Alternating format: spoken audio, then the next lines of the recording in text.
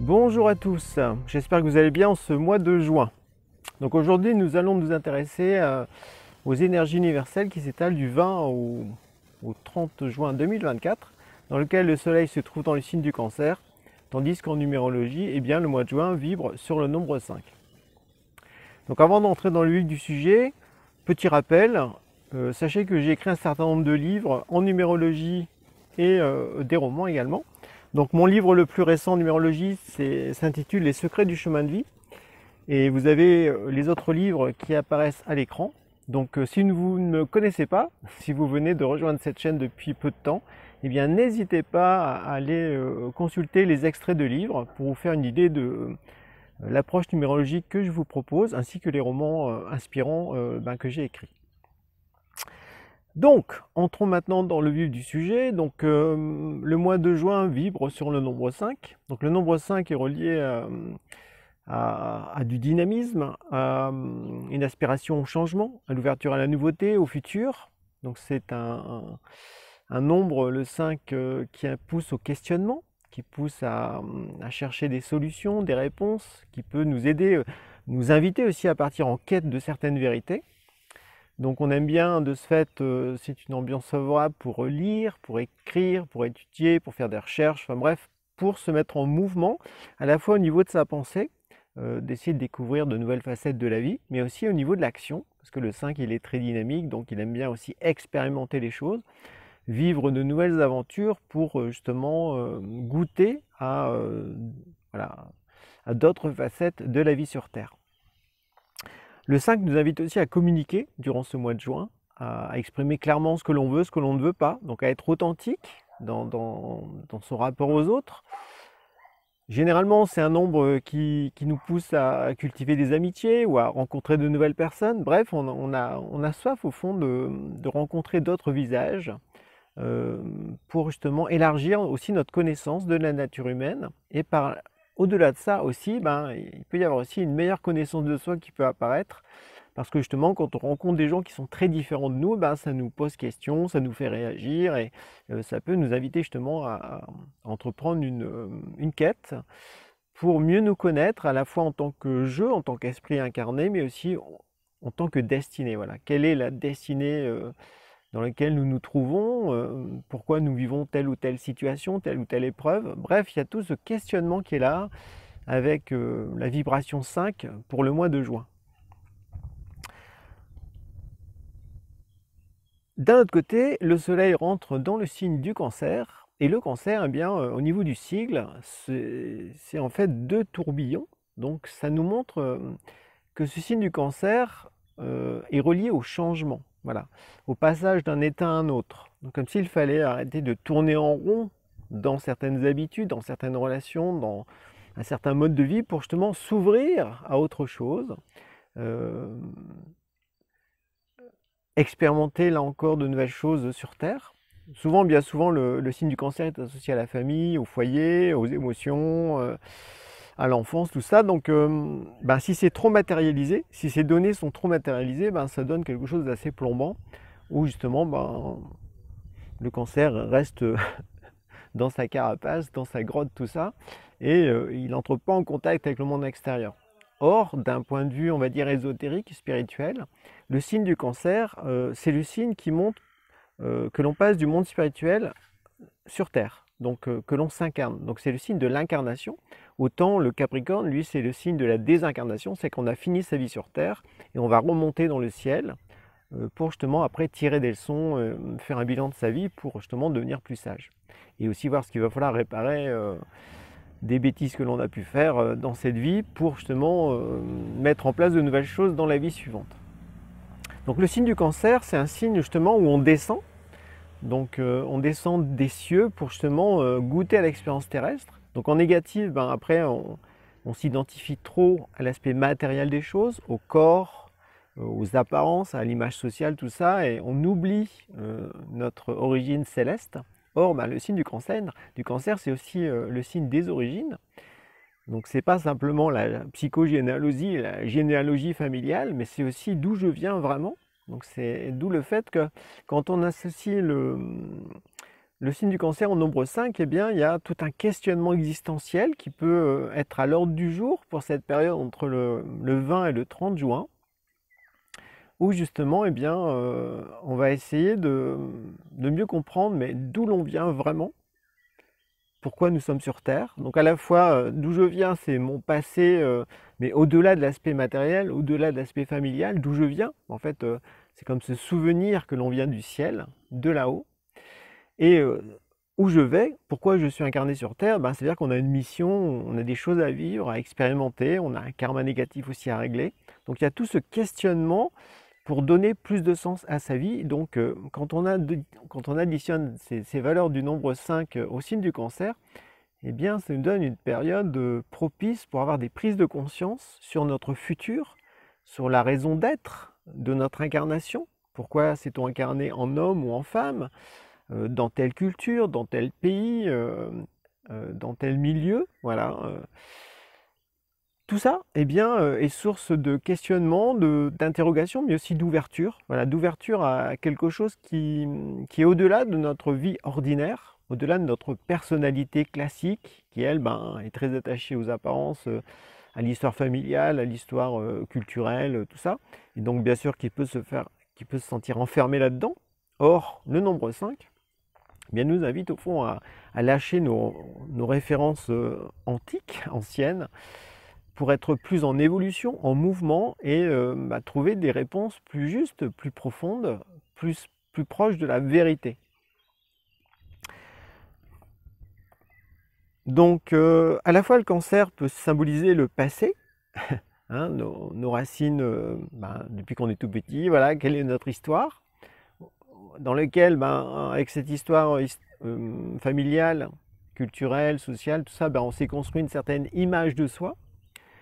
On va dire que ça c'est le passé terrestre, mais il y a aussi le passé spirituel, c'est au fond d'où je viens, c'est au fond, aujourd'hui je vis certaines situations, c'est parce que dans une autre vie, voilà, j'ai eu tel comportement, j'ai fait telle action, bonne ou mauvaise, et donc il y a des conséquences aujourd'hui.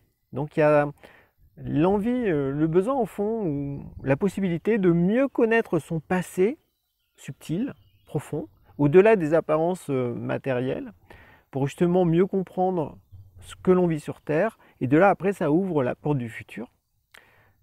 Parce que justement, avant de s'incarner, eh bien, on a comme élaboré une trame de destinée, donc c'est quelque chose de très subtil, et cette trame, eh bien, après, elle se manifeste concrètement dans certaines relations, dans un certain travail, dans certaines expériences concrètes, dans un certain milieu, une forme en fait, voilà. Cette trame de la destinée, elle se manifeste dans certaines formes matérielles adaptées à notre époque, adaptées à notre histoire, voilà, à notre corps, si on est un homme ou une femme, tout ça. Et en fait, il faut apprendre au fond à comme décrypter au-delà du décor, au-delà des apparences auxquelles on a tendance à s'identifier ou à tout voir au premier degré, eh bien, percer le voile des apparences et découvrir derrière, eh bien, ce souvenir, au fond, de notre futur. Parce que là-haut, on avait décidé de vivre certaines expériences, de rencontrer certaines personnes, d'évoluer dans un certain contexte ou dans un certain domaine. Et le fait d'être incarné sur Terre, on a perdu la connaissance de ça pour justement vivre cette expérience terrestre de façon vierge, voilà, et en fonction de son âge. Donc accepter aussi que les choses se dévoilent au fur et à mesure qu'on avance en âge. Donc c'est aussi faire preuve d'une certaine sagesse de comprendre ça. Et donc à chaque fois qu'on est confronté à une épreuve, un défi, une opportunité, une surprise, quelque chose qui n'est pas qui est inattendu, eh bien ça veut dire qu'il y a un voile de notre futur qui s'ouvre. Et il faut mener l'enquête. On est invité comme ça à mieux comprendre ce que l'on vit pour se sentir au fond l'auteur de notre vie. Parce que même si on vit des choses différentes, qui nous bouleversent, soit agréablement, soit désagréablement, on a toujours aussi le libre arbitre pour savoir comment est-ce qu'on va aborder ces nouvelles situations. Est-ce que ça va être en les rejetant en bloc, en étant méfiant, en critiquant, bref, en ne voulant pas s'ouvrir à la nouveauté, au futur ou au changement? Ou est-ce que l'on va avoir confiance? Et là, ça va nous faire progresser dans notre destinée, nous aider à avancer pour petit à petit découvrir une nouvelle part de notre futur. Donc c'est intéressant parce que là-haut, avant de s'incarner, on a élaboré notre trame de destinée avec l'ange gardien en fonction de nos vies passées, de l'époque à laquelle on s'incarne, du pays dans lequel on s'incarne, tout ça.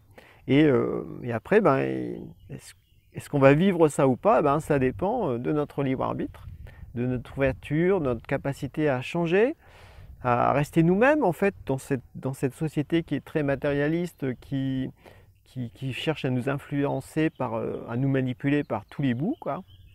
Donc arriver à rester intègre, à rester soi-même, pour justement continuer de progresser dans notre vie, dans notre destinée, et tout en se sentant l'auteur de notre vie, parce qu'il y a toujours des nouvelles expériences à vivre à chaque incarnation. Donc ce signe du Cancer, quand il s'associe au 5, c'est essayer de voir les choses avec plus de subtilité, comme si on voulait percevoir l'invisible derrière les actions concrètes. Donc ça nécessite bien sûr qu'en soi, on arrive à se décoller un tant soit peu de sa personnalité conditionnée, qu'on a pris conscience de son esprit grâce à la méditation, grâce à la quête de connaissance de soi. L'astrologie, la numérologie peuvent aider dans ce sens-là grandement. Mais il y a le fait de se dire au fond, je crois me connaître, ou je suis identifié à un certain rôle, à un certain masque, tout ça, à une certaine personnalité. Mais au fond, je ne suis pas vraiment ça. Et les événements de la vie font que je peux me décoller de cette personnalité pour découvrir un nouvel aspect de qui je suis véritablement en tant qu'esprit incarné sur Terre. Et donc ça me permet de progresser et d'évoluer. Donc tout ça, c'est, on va dire, l'ambiance entre le 20 et le 30 juin. En tout cas, c'est ce qui me semble important, cette ouverture au futur, parce qu'en fait l'été c'est la saison du futur, c'est la saison aussi où en fait contrairement à l'hiver, où l'hiver justement on est contracté, où même la terre tout est froid et tout, donc on a plutôt envie de rester chez soi et en soi. Autant en été, c'est l'expansion maximale, on veut sortir de soi, et c'est valable aussi par rapport à la terre, comme si la terre s'expansait. On le voit d'ailleurs avec le printemps, l'énergie du printemps qui monte, hein, tout pousse, et c'est comme si la terre s'expanse vers l'univers. L'énergie, l'aura de la Terre s'expanse vers l'univers, et en tant qu'humain, comme on est incarné sur Terre, on peut aussi s'expanser comme ça jusqu'au zodiaque, voilà, jusqu'au niveau des constellations. Il y a une notion comme ça de grandeur que l'on peut ressentir, de vastitude. Et dans cette ouverture, dans cette élévation vers le ciel, justement, ça nous permet au fond de retrouver notre origine céleste, voilà, de se dire, mais au fond, nous sommes issus du divin, nous venons du ciel, nous venons du divin. Voilà, donc il y a cette dimension comme ça d'accroissement, d'élargissement de la conscience, au-delà de l'aspect matériel, classique, ordinaire. On peut s'expanser durant cette période, parce que justement, fin juin, c'est les jours les plus longs. Donc c'est comme si, autant en hiver, c'est les jours les plus courts. Donc là, on a envie de rentrer en soi. Et durant l'hiver, il y a ce qu'on appelle les nuits saintes, entre Noël, le 25 décembre, et l'Épiphanie, le 6 janvier, il y a 12 nuits saintes qui sont reliées aux 12 signes du zodiaque. Donc c'est des moments où on peut justement être inspiré pour l'année qui vient. Et puis là, on se trouve à l'opposé, au niveau du cycle de l'année, à l'opposé des nuits saintes, et on est dans ce qu'on appelle on va rentrer dans la semaine zodiacale, qui va s'étaler du lundi 24 jusqu'au dimanche 30 juin, dans lequel il y a à la fois la fête de la Saint-Jean le Baptiste, et puis il y a aussi la fête d'Uriel le 29 juin. Donc la fête de la Saint-Jean, c'est le 24 juin, et la fête d'Uriel, l'archange Uriel, qui est beaucoup moins connu, c'est le 29 juin. Donc si ça vous intéresse comme ça, le fait d'être en phase avec les fêtes sacrées, hein, voilà. Je vous recommande un livre de Pierre Lassalle. J'en ai parlé déjà dans certaines de mes vidéos. Donc, il s'appelle Natura. Donc, c'est aux éditions Terre de Lumière. Donc, n'hésitez pas à vous le procurer. Il y a toutes les fêtes sacrées au cours de l'année avec des préparations, des textes à lire, des textes à méditer. Donc, c'est toujours bien comme ça d'arriver à être en rythme à la fois avec la terre, le rythme des saisons, puis aussi avec le ciel, puis aussi avec les fêtes sacrées. Voilà. Donc dans ce livre, vous allez trouver des informations sur la semaine zodiacale. ce que je peux vous dire, c'est que les 7 jours, on va dire, qui s'étalent du 24, du lundi 24 au dimanche 30, sont reliés au signe du zodiaque. Et donc, le lundi, c'est relié à la Lune, donc forcément au signe du Cancer. Le mardi, c'est relié à Mars, donc au signe à la fois du Bélier et puis du Scorpion. Le mercredi, c'est le signe relié à Mercure, et bien c'est relié au signe des Gémeaux et de la Vierge. Le jeudi, relié à Jupiter, et bien c'est relié au signe du Sagittaire et des Poissons. Le vendredi, c'est le jour de Vénus, donc de l'amour, tout ça, et bien c'est relié au signe du Taureau et de la Balance. Le samedi, c'est le jour de Saturne, donc c'est relié au Capricorne et au Verseau. Et le dimanche, eh bien c'est le jour du Soleil, c'est relié au signe du Lion. Voilà. Donc durant cette semaine zodiacale, comme en numérologie on est dans un mois 5, et que le mois 5 il nous invite à changer d'état d'esprit, à renouveler notre vision d'une certaine connaissance, je m'étais dit, ça peut être intéressant que durant cette semaine zodiacale, chaque jour, correspondant au signe, eh bien, si on s'intéresse un peu à l'astrologie, eh bien de revoir un peu notre vision de chaque signe, pour justement en retirer l'aspect trop matériel, trop rigide, trop enfermant, pour ressentir davantage que ces signes du zodiaque, ce sont des mondes, au fond, des mondes invisibles, avec des qualités que l'on peut ressentir en soi, avec des capacités, des caractéristiques bien particulières pour chaque signe. Et donc, je me disais que ça pouvait être intéressant durant cette semaine du 24 au 30 juin de renouveler un peu notre vision de l'astrologie, de chaque jour, eh bien de se repencher sur